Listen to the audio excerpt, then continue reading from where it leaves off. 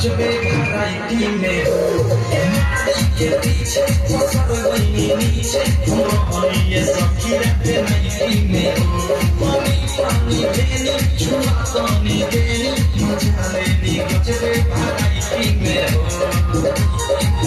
लेकिन भले हल्का में हमें जाते हल्का में उनको बोले हमें राइता खाल ना पड़े सलाह के बुना समझे सलाह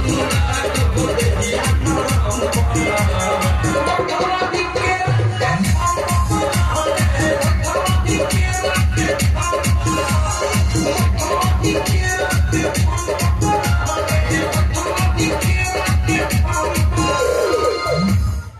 क्या बात है